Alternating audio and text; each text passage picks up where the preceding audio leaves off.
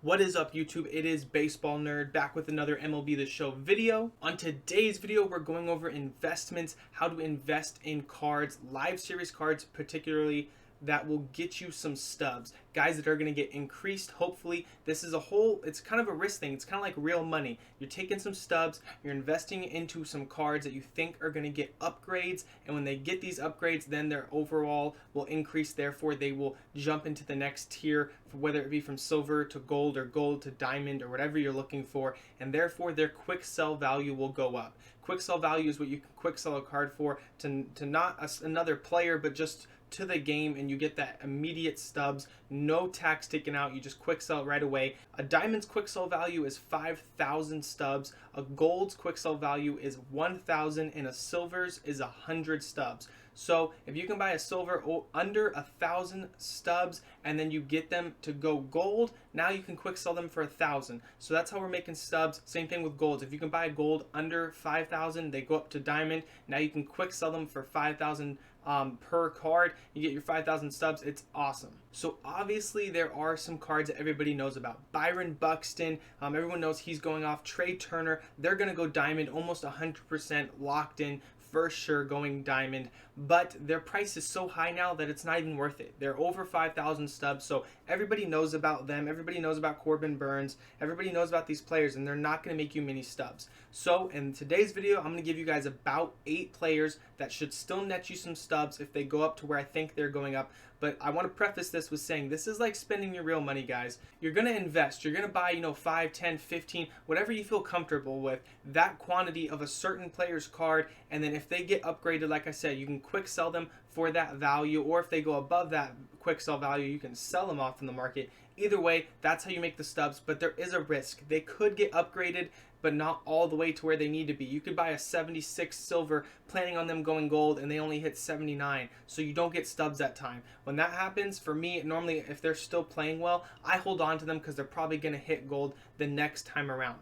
But we have a roster update coming this Friday, so I want to give you guys these 8 players, and then stay tuned this next week after Friday. I'm going to have another video with some guys. Already looking forward to the next update. Alright guys, as you can see here in the schedule, we have roster update on 4/30, April 30th, that is this Friday. Upgrades and downgrades. Downgrades is another way not to necessarily make stubs, but to not miss out on stubs. But I'll talk about that. I'll throw in a little tip about that at the end of the video. Stay tuned for that. We'll go to Diamond Dynasty right now so I can show you some of these cards. Now my first card on this list is 78 overall Buster Posey. He's 2 overalls away from hitting 80, and he's been playing pretty well right now. He's hitting the ball very well. His fielding is already so high that if his hitting gets a little bit of a boost, he will definitely jump up to gold in my opinion. If you come in here, if we can buy a Buster Posey for $791 and then you go and quick sell him for 1,000, you're gonna be making 210 stubs on every Buster Posey. So if you buy 10 of him, that's 2,000 stubs right there very easily. So I think this is a good investment on Buster Posey.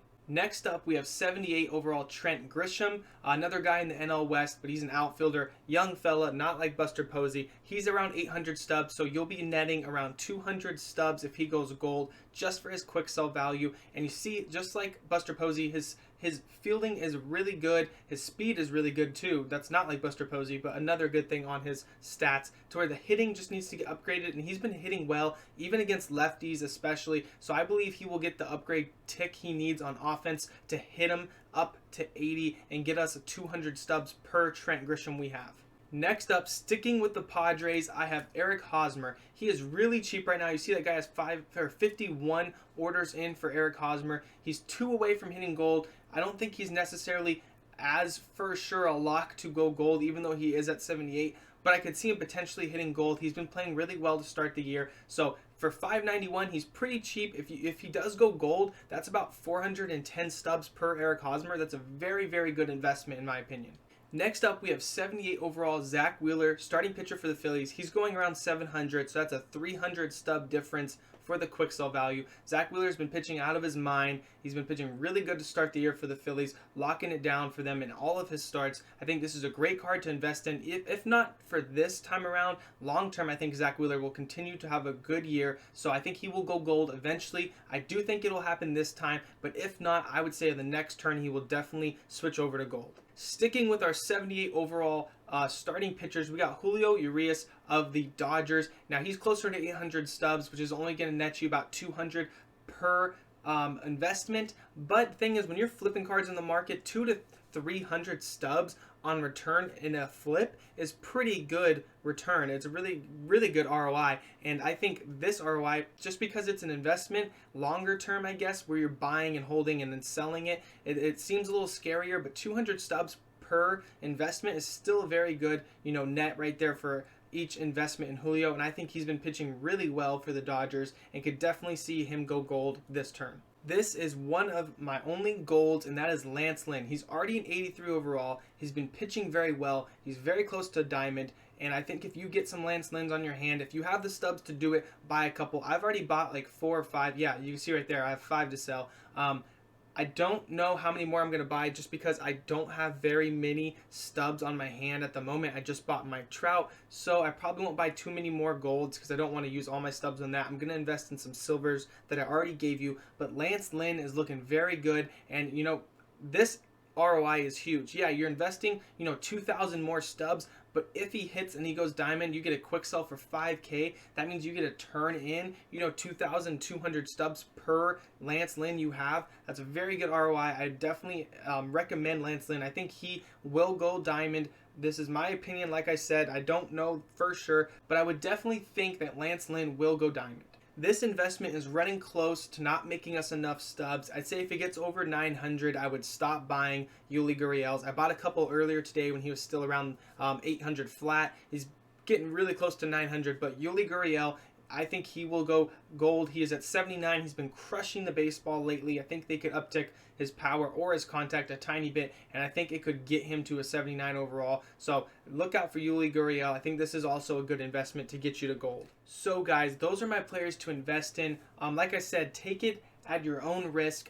These are guys I think could definitely get upgraded, but you never know. Sometimes they're super lenient with some players and they bump them up 2 or 3 overalls really quickly, and some guys they take longer on, and some guys who maybe even deserve it for sure don't get it. So no one's ever a lock. Obviously, people are really convinced Buxton, Trey Turner, Burns, some of those guys are going to move up to the next tier, and they probably are. But sometimes things happen where we're just baffled by people getting moved up or down that should or shouldn't have been moved. So you never know. It's kind of, a crapshoot. You're investing, so you're taking a risk. And I hope you guys invest in some of these guys, and I hope they hit for us and we make some big stubs on them. That would really help out everybody's no money spent squads. The one thing I was going to mention about players that could be getting downgraded.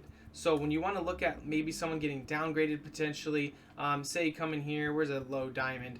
Say if, Aaron Nola was doing really bad and is going to get downgraded. If you had a couple Aaron Nolas and he was, selling for around 9K, I would, or I guess you could sell him for 10,747 stubs.